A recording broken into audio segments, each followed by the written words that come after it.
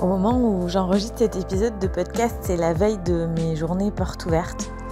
Et en fait, je ne sais jamais comment appeler cette journée. Journée porte ouverte, journée rencontre et inscription. Je me triture toujours le cerveau à propos de ce nom. En fait, ça fait maintenant 3 ans que je fais des journées portes ouvertes. Et je me souviendrai toujours que la première année, j'avais eu un article dans le journal local à Albi, si tu sais pas où j'habite, j'habite à Albi.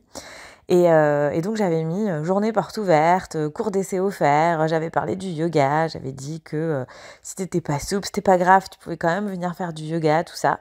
Et puis je venais juste d'ouvrir mon propre lieu. Alors ça faisait déjà un moment que j'enseignais, mais je tournais dans différentes salles que je louais à droite à gauche, et là c'était vraiment le lancement de mon lieu. L'Alchimie des corps avait enfin un point fixe.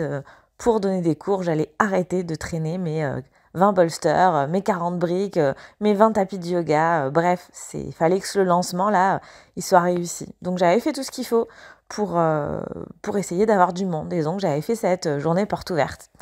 Et je me souviendrai toujours, j'avais demandé à une copine à moi de venir m'aider en me disant bon, quand même, si jamais il y a un peu de monde, ce serait bien que moi je donne des renseignements puis que toi tu prennes des adresses mail, quoi, parce que au final on fait une journée porte ouverte pour récupérer des adresses mail, pour pouvoir après envoyer un mail en disant tu sais, je fais une retraite, tu sais, je fais un stage, au fait, tu veux pas venir essayer le yoga? Donc voilà, on était là, elle et moi, bien remontés à fond, et on était prêtes, j'avais tout bien préparé. Et puis, à 9h30, il y avait déjà bien 10 personnes devant la porte. Et là, je me suis dit, waouh, en fait, ça marche trop bien, l'article dans le journal local.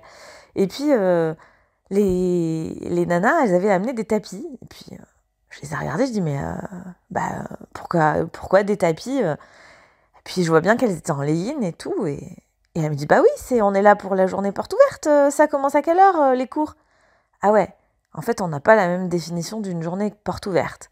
Alors là, c'est encore mon cerveau qui m'a fait un petit peu une blague, parce que c'est vrai que dans le monde du yoga, la journée porte ouverte, c'est quand même le moment où tu viens essayer différents styles de yoga avec différents profs. Donc tu viens faire du yoga. Mais pour moi, une journée porte ouverte, c'est pas ça, forcément. C'est une journée où la porte du studio, elle est ouverte, où tu peux le visiter, où tu peux rencontrer les profs, mais pas forcément faire du yoga. Et d'ailleurs, c'est ce que j'avais répondu à ces personnes en leur disant, mais vous avez vu des horaires pour la journée porte ouverte? Est-ce que vous avez vu écrit quelque part 9h30, cours de Hatha Yoga, 10h30, cours de Yin Yoga? Ah mais non, mais du coup, on est venu quand même en se disant qu'on verrait sur place, quoi. Et là, je me suis dit, pouah, elles sont motivées, les meufs, quoi. Et en effet, elles étaient vachement bien motivées. Et elles sont reparties avec leur tapis, mais en ayant quand même réservé un cours d'essai 2-3 jours après, quoi. Et ça, c'était ma première journée porte ouverte. Et demain, c'est ma 3e dans le studio de yoga, qui est toujours au même endroit. Et puis, on verra ce que ça donne. J'hésiterai pas à te raconter, à te partager, toujours dans ces brèves de tapis pour honorer le sens initial de ce podcast. J'hésiterai pas à te faire une petite brève assez courte pour te raconter.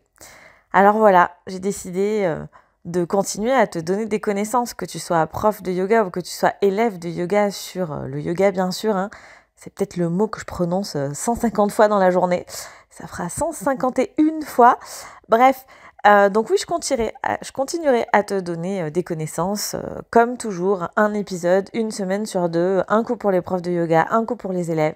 Mais voilà, j'ai envie aussi de te proposer entre-temps du petit contenu à snacker sur la vie d'une prof de yoga, l'envers du décor.